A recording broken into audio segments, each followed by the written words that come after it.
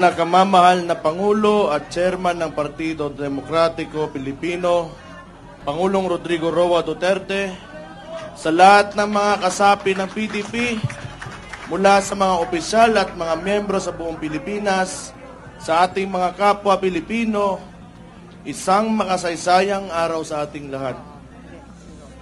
Taos puso akong nagpapasalamat sa bawat isa sa inyo sa patuloy na pagtitiwala sa Partido Demokratiko Pilipino at sa mga advokasya na ating ipinaglalaban. Isang malaking iangat ang ating bansa at ang buhay ng bawat Pilipino. Ang PDP ay maninindigan hindi lamang para sa atin nandirito ngayon, kundi para sa bawat Pilipino na siyang tunay na lakas at pundasyon ng ating partido. Higit 4 na dekada ang nakaraan na buo at nanindigan ng PDP laban upang tutulan ang mapang-abusong rehimeng Ferdinand Marcos Sr. Ngayon, ang buhay at kinabukasan ng mga Pilipino ay nalalagay na naman sa alanganin. Habang nagsusumikap tayong humakbang patungo sa isang maunlad na bukas, ay pilit naman tayong hinihila pabalik ng administrasyong ni Ferdinand Marcos Jr. sa isang mapang-abuso at mapagmalabis na pamahalaan. Minsan na nating naipakita at napatunayan na kaya nating ayusin ang sistema ng ating pamahalaan sa pamumuno ni Pangulong Rodrigo Duterte. Pinatunayan natin na kaya nating magsilbi sa bayan na may disiplina, sa sarili, walang kalabisan at walang pang-aabuso lalo na sa pera ng taong bayan. Huwag nating sayangin ang mandato na ibinigay sa atin ng ating mga kababayan. Huwag nating sayangin ang mga buhay na itinaya ng ating mga kapwa Pilipino, lalo na ng mga pulis at sundalo, para lamang maipaglaban ang kapayapaan at kalayaan ng ating bansa.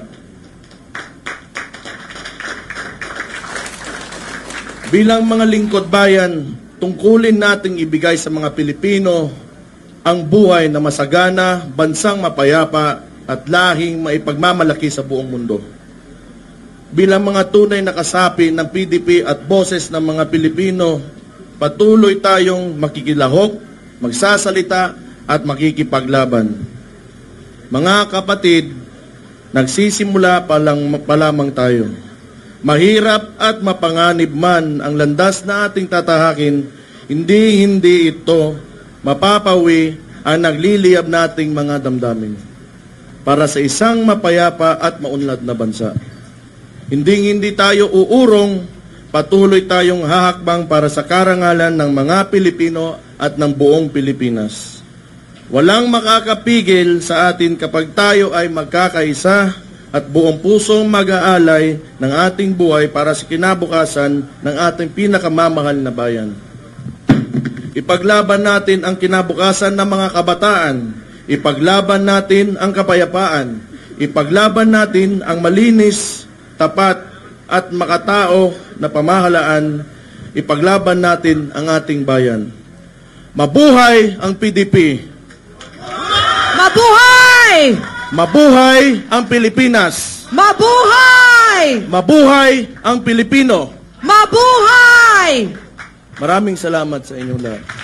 Mabuhay si Baste! Mabuhay kay Mayor Baste Duterte! Hindi mo lang mahal ang Pilipinas, ang gwapo-gwapo mo pa. Di ba, girl? Mahal ka namin. Mahal ka namin. Wow. Oh, di ba? May pinagmanahan kasi. Siyempre. Siyempre. Mana sa daddy, hindi ba?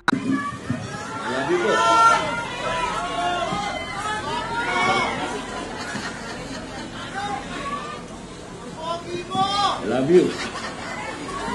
A'udhu billahi minasyaitanir rajim. Bismillahirrahmanirrahim. Alhamdulillah rabbil alamin.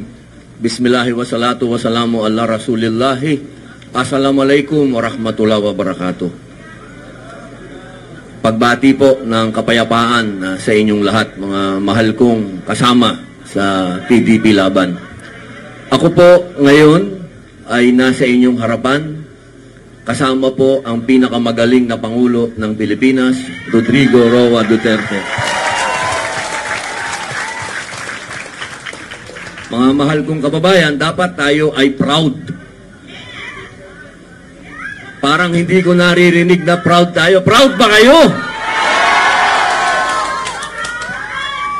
Dapat, alam nyo, bihira lang dumating sa buhay ng tao ang ganitong pagkakataon na pwede tayong may gawing maganda sa ating bayan. Bihira po yan. Kaya pag dumadating ang pagkakataon na to, dapat tayo ay buhay na buhay. Hindi po tayo pwedeng magkamali dahil kasama natin ang pinakamamahal na Pangulo ng buong bansa. Kaya po sana, bilang napatunayan na po ng ating Pangulo at minamahal na Pangulong Rodrigo Roa Duterte ang kanilang kagalingan sa executive, ang hinihingi ko naman po sana sa inyo ay ipaglaban naman po natin itong mga tatakbong mambabatas.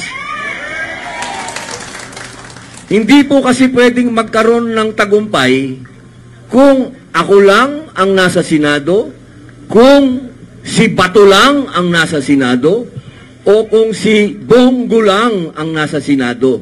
Tatlo lang po kami. Kulang po kami.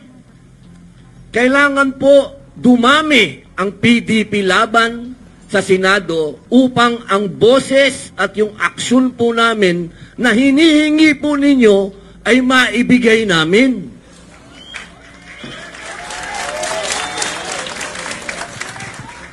Hindi po tayo pwedeng balbon.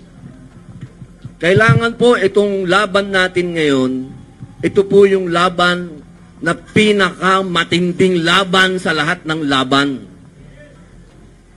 Dahil ang pinag-uusapan po natin dito ay batas na. Kailangan po natin tindigan kung ano ang sinasabi ng batas. Hindi po pwede na yung ibang tao gumagawa ng sarili nilang batas.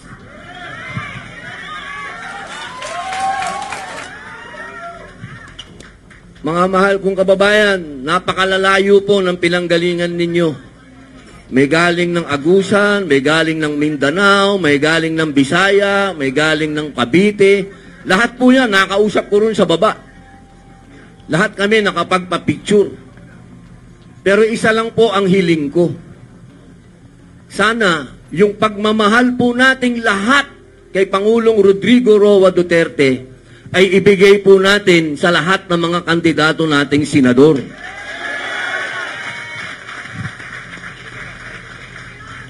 Hindi naman po kayo magkakamali sapagkat tingnan na lamang po ninyo. Si Bongo, tingnan na lang ninyo. Siya ho ang idol ng lahat ng senador. Sino ba nag-umpisa ng ilapit ang gobyerno sa tao? Wala pong iba kundi si Bongo.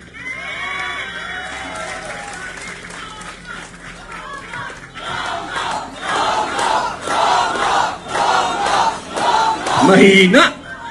Bongo!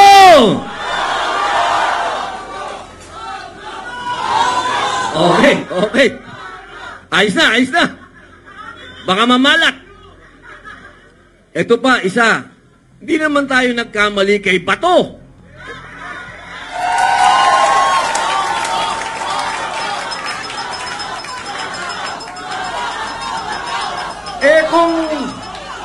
Kung patapangan lang ang laban, walang tatalo kay Bato. Tsaka ho, tandaan ho natin, alam niyo yung asawa ko, bihira, kukwento ko lang ho, yung asawa ko, ang sabi niya, gusto kong sabihin mo kay Bato na ikakampanya ko siya. Sabi niya, si Bato daw ang nakilalang niyang napakatigas na tao, pero yung puso ay ginto.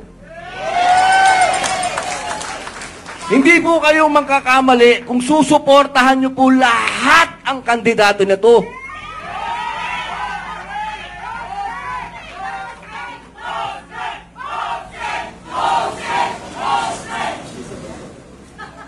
Malaki bayad ko dito.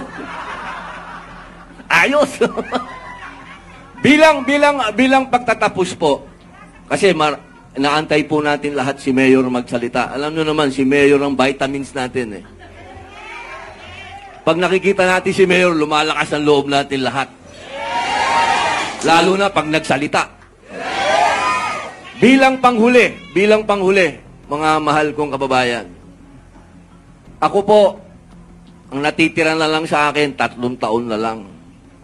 Hanggang ngayon po, inaantay pa rin ng mga bumoto sa akin yung pinangako nating federalismo, yung pinangako po nating lahat sa kanila. Isa lang po ang lagi kong sinasagot.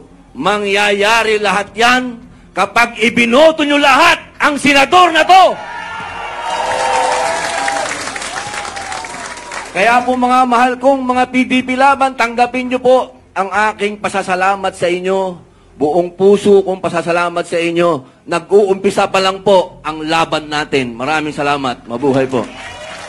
Mabuhay, At mabuhay Senator Robin Hood Padilla! Mabuhay po kayo, Senator Robin Hood Padilla!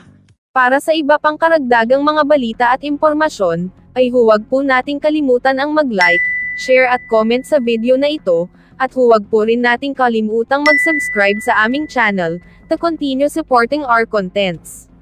Maraming salamat po sa inyong panonood, at naway tangkilikin po ninyo ang aming YouTube channel.